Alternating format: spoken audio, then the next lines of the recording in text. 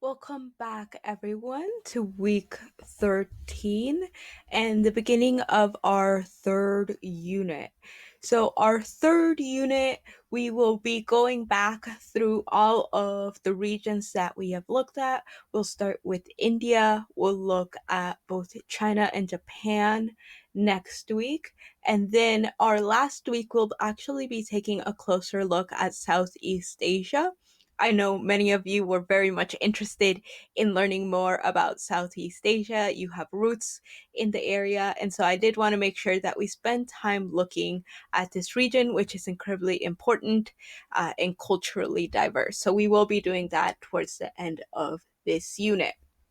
And we are moving forward chronologically as well. Now, the one announcement that I had to make for this unit, I already sent it out in an email, hopefully by now, but I did want to restate that for this unit, I will not be assigning an artboard a unit project. And the reason for that is that I know for a lot of us right now, it's incredibly difficult to focus on our schoolwork. There is so much going on in the world right now. I know many of you are essential employees and are out there working. I know many of you are caretakers. And so, what I'm hoping is that by getting rid of this third artboard project, you have some time to finish your exercises, to go through and make sure that you're up to date with all your other assignments so that at the end of the semester, you are successful in this class. All right. So let's get into our content today. So today we're talking about the Mughals, which is absolutely fascinating topic for me. I mean, I'm excited about all these topics in case you hadn't noticed. But before we talk about them, I want to spend a minute just talking about some of the cultures that we missed in our last unit because we didn't have a chance to look at India in our last unit, and so I want to talk about the Chola Empire. Now, the Cholas ruled a large part of southern India, including the Tamil Nadu area, which you will see in a video shortly. And they ruled this entire southern part of India from around the 9th to 13th century, right? So right before the Mughal invasion of India. And I wanted to mention this because southern India is going to be very different culturally, even today, from northern India. And this is because, for the most part, you are going to have different empires and different cultures, different climates in these areas. So you're going to see the differences. Now, this region of India is going to trade with other parts of Southeast Asia and other parts of India. And so, although their empire is mostly in southern India, they are going to have strong influences in other parts of Asia. Now, this is my chance for me to also talk about Hindu temples because, again, this is not one of the topics that we were able to cover in depth in class. So, Hindu temples really develop from all the way from our first unit in. They start creating rock cut temples, but by this point, these are freestanding stone temple structures and they are massive. So, Hindu temples are imagined as houses for the gods. The resident and owner is the deity, and priests are seen as live in servants. There are sculptures adorning these temples, both outside and inside, and these sculptures tell us the story of these gods. So, all of the stories that have been told throughout the history of India are now being put on the walls, both inside and outside, as I mentioned. So there are several different parts of a Hindu temple. You have an entrance, an offering hall, a shrine, and these shapes for the different temples develop, like I said, over time. Now, I know these aren't the best quality images, but I wanted to get through the idea these temples, and in a way they're very similar to Gothic cathedrals, in that Gothic cathedrals are seen symbolically as the house of God, and they're also seen as um, an embodiment of the body of Christ. In the same way, the Hindu temple is going to be seen as reflecting the body of the god. You can see this here as well. In the actual layout of the temple, you have the body of the deity. And so as you're walking through the temple, you're also walking through the body of the deity. And then in the video I'm going to have you watch, you're also going to see the tradition of bronze casting in India, and specifically in the Chola region. They are incredibly well known for these beautifully crafted metal pieces. And so I'm going to have you watch the documentary on that one. All right. So then shifting over to the Mughals in northern India. So here, this is after about 1200, and it really goes on until 1600 or so. We're going to see the Mughals take control of most of India. And up here, you have three of the most important rulers: Akbar, Jahangir, and Shah Jahan. And then on the bottom here, we're going to have the art of the Hindu Rajput kingdoms, because what we're going to see during this time is going to be syncretism, a mixing of two cultures, of the Persian culture and the native Indian culture, especially reflected in painting, but also in architecture. All right.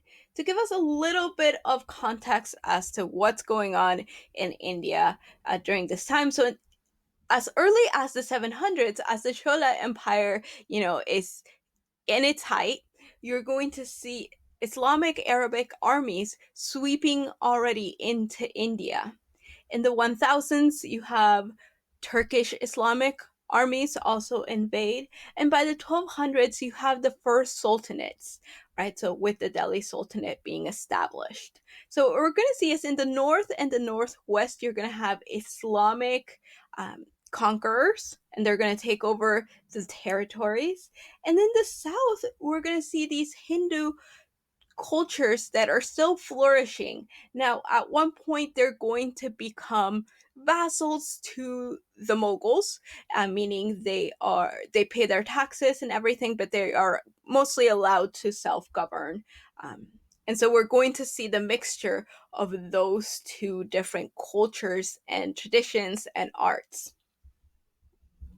All right, so here we have on the left a Rajput painting, and on the right a Mughal painting. And we're going to see how we get from the Rajput, we're going to see the Persian influence into the Mughal.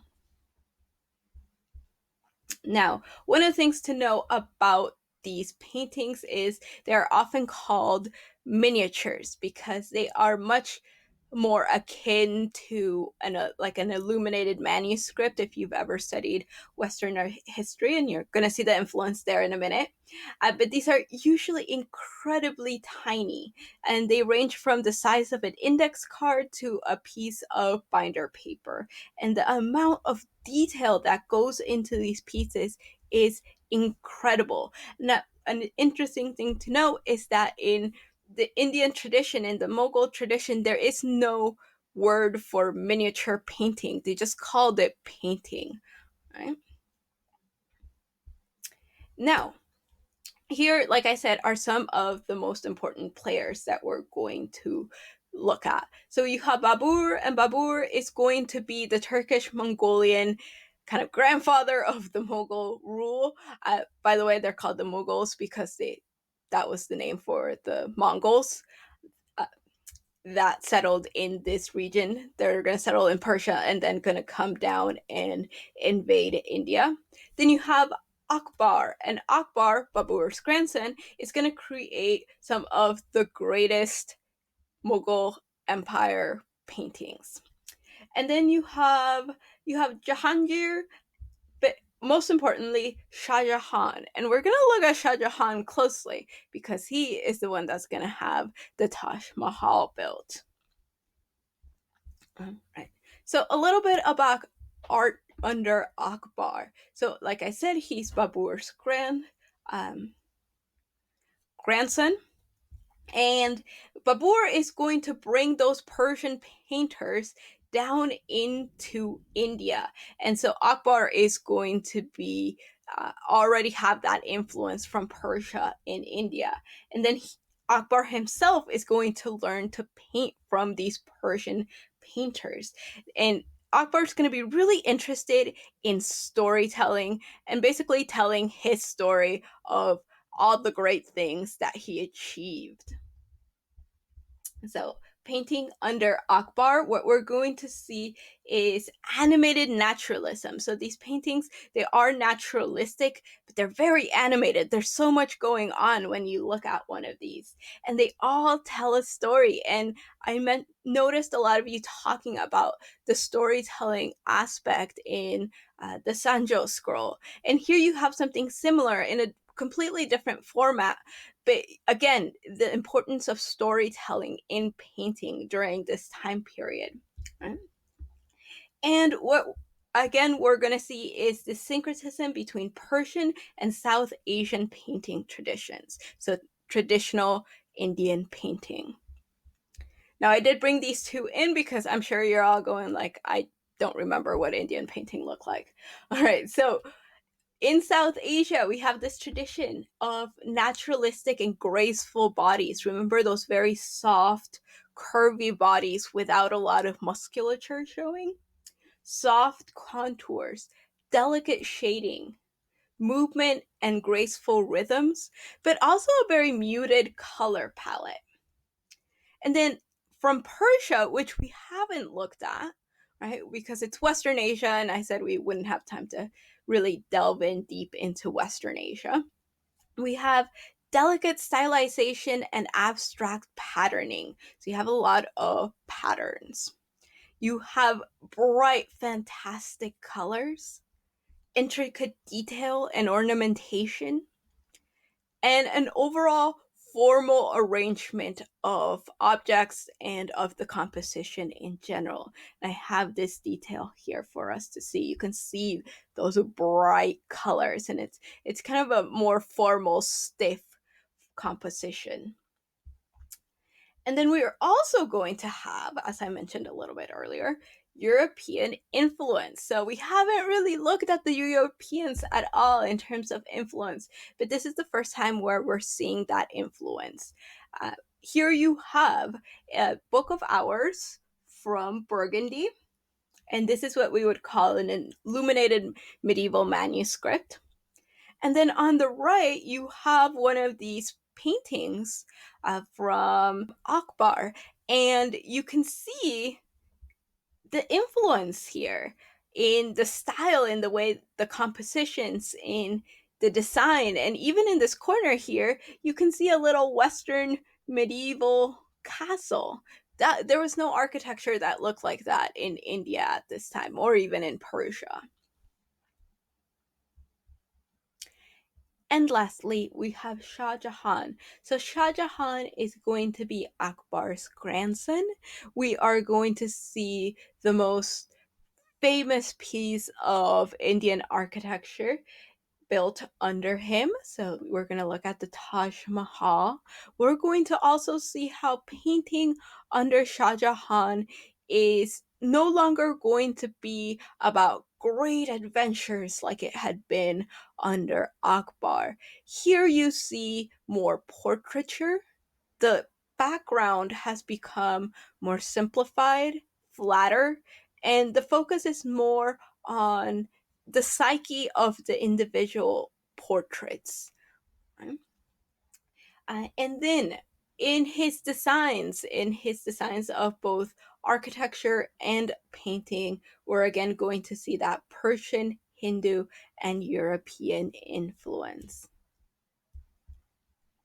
All right, and then we have the Taj Mahal. So the second video you're going to be watching today is going to be on the Taj Mahal, its symbolism. But before you do that, I just want to give you a little bit of context. So the Taj Mahal is a mausoleum, meaning it is a tomb. It is a tomb for Shah Jahan's wife. It is a tomb for one of his many wives, but one of his favorite wives, who tragically died after having many, many, many children, as you'll see in the video. And traditionally, this has been seen as a monument to love. Right? It's the great love story of Shah Jahan and Mumtaz Mahal. What the video proposes, though, is that this instead is a monument that symbolizes paradise.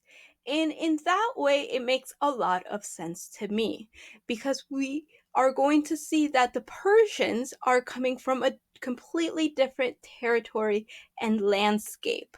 And the Islamic tradition as well has a long history of associating gardens with paradise. And we actually see this throughout history. If you go all the way back to the Persian Empire, we see that the name for a garden, paradisia, later becomes our word for paradise. And so there is a long tradition, Islamic tradition and Persian tradition, of associating gardens with paradise. And one of the things that's often missed is that the Taj Mahal is not just this grand, beautiful, white, gleaming building, it is the entire structure. So the structure has 4 gates, and they all lead into this territory, this entire mausoleum. And now inside the mausoleum itself, Mumtaz is buried, as well as Shah Jahan, who died after her. Now, in terms of what happens to the Mughal Empire after Shah Jahan, it really is a slippery slope of not great leaders that leads to the downfall of the Mughal Empire. And after the Mughal Empire, this territory is then invaded and taken over by another foreign power, and that is the East India Company, and later on the British Empire. So it's going to take quite a while for India to come back and for the people of India to gain independence. And so when we come back to India, we are going to look at contemporary Indian art just briefly before we end our course. And we're going to look at how today's artists really are in touch with the traditions, both of native South Asian traditions, of the Mughals, of the British influence, and of contemporary art. Right? So make sure you watch the video on the Taj Mahal. It is going to give you a real glimpse at what materials this building was made out of, how it mixes both Persian and native South Asian architectures in really interesting ways. And I will see you all next week, because I'm trying to keep these videos shorter. I know it's not super interesting to listen to a video lecture, so I'm going to point you towards documentaries that have a much better production value. All right. See y'all next week.